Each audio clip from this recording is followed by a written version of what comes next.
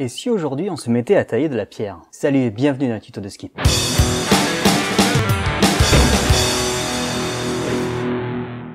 Aujourd'hui je vais vous présenter comment tailler de la pierre. Alors c'est de la stéatite ou communément appelée pierre à savon. Ça existe en plusieurs coloris. Alors il y en a du gris, du vert, un peu toutes les couleurs. Et on va essayer de fabriquer un petit pendentif. Pour notre tuto, nous aurons besoin d'une râpe, de plusieurs types de limes, d'un cutter, de papier abrasif, d'une mini perceuse multifonction et évidemment de stéatite.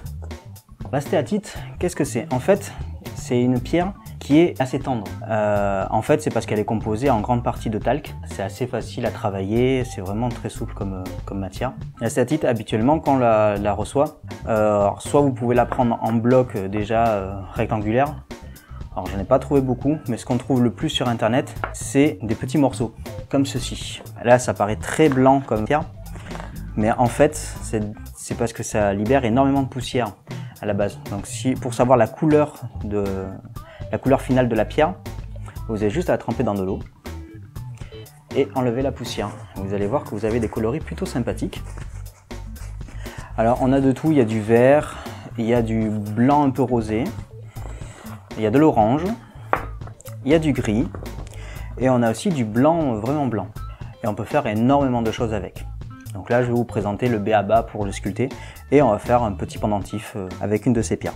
Tout d'abord, pour commencer à travailler ce matériau, il faut d'abord avoir l'idée de ce que vous voulez faire. J'ai déjà fait avec ce genre de pierres des porte-photos par exemple. Vous pouvez faire juste les polir et faire des facettes pour faire des pierres de décoration, vous pouvez faire des pendentifs, vous pouvez faire des petits bibelots, plein de petites choses comme ça. Si vous voulez avoir un objet que vous voulez poser sur une table, la première chose à faire, c'est de récupérer une surface plane. Pour ça, rien de tel qu'un coup de lime.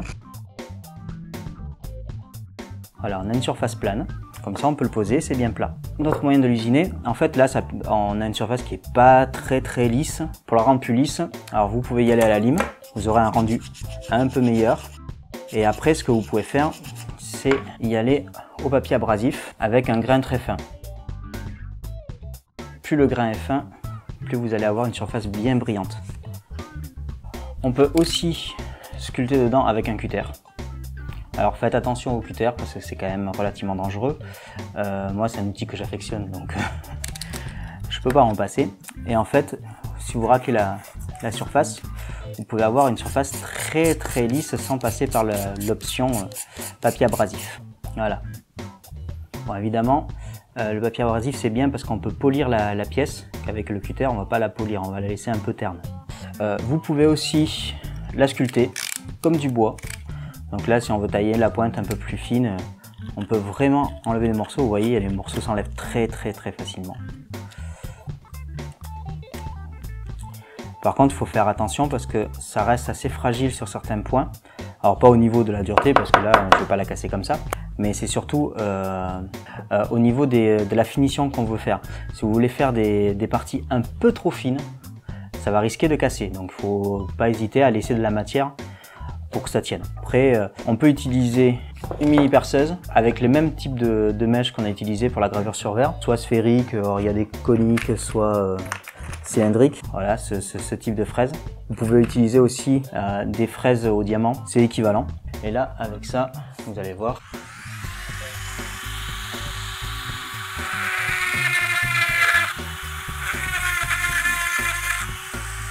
On n'a pas forcé beaucoup pour réussir à faire un perçage dedans. Alors c'est pratique aussi avec la mini perceuse pour faire des trous si on veut faire des pendentifs comme on va faire, pour faire le trou pour passer le fil. On va essayer de faire un petit pendentif avec ce petit morceau. Donc moi j'avais pensé faire un pendentif. Voilà, on a notre pierre qui fait à peu près ça. Check.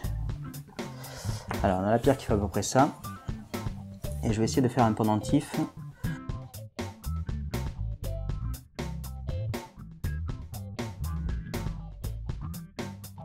Ça on verra après. Voilà. Donc pour commencer, on va prendre notre pierre et on va commencer à dégrossir la forme. Pour ça, on peut y aller à la lime directement. Donc là, je vais d'abord faire le dessus pour aplatir. Hop, voilà, comme ça on a un côté aplati.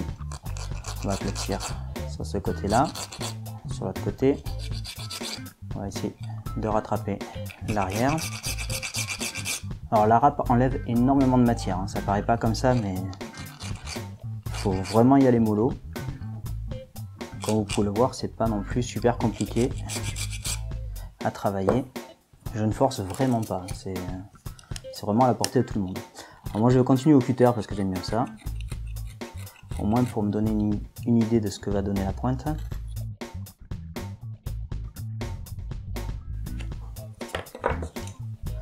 On va essayer de faire les encoches comme j'avais voulu faire sur les côtés.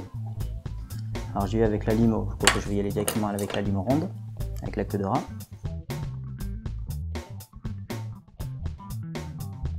Voilà. Et maintenant on va commencer à peaufiner, à faire un peu plus de détails. On va vraiment essayer de faire un pli au niveau du centre, si on y arrive.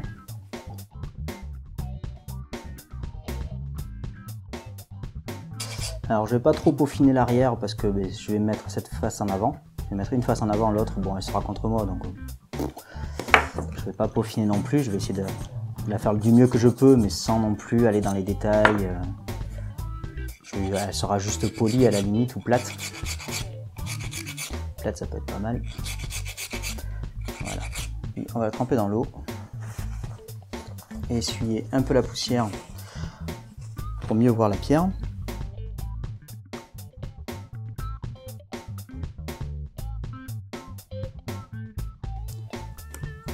Alors je pense que là on voit déjà la différence entre au cutter et à la lime. Et avec l'eau c'est encore plus flagrant. Voilà, on a une surface un peu plus polie, de l'autre côté pas du tout.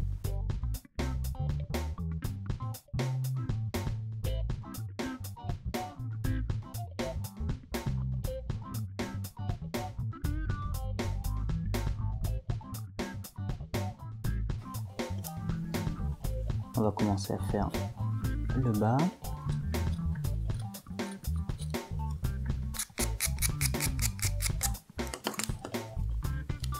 Alors je sais pas ce que ça donne à la caméra avec les reflets parce que ça doit pas être terrible.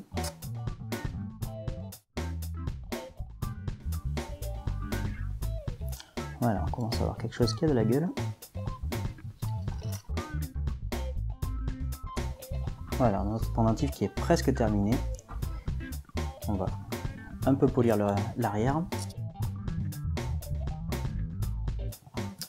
Alors, je vais d'ores et déjà percer le trou pour le pendentif.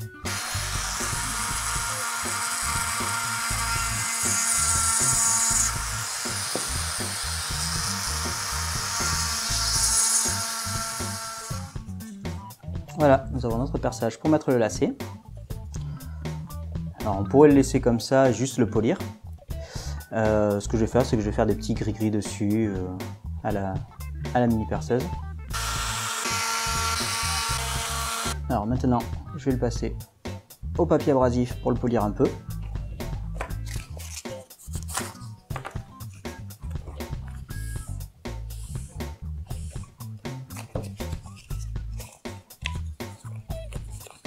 Voilà ce qu'on obtient au bout de même pas 20 minutes de travail. C'est du travail d'amateur évidemment.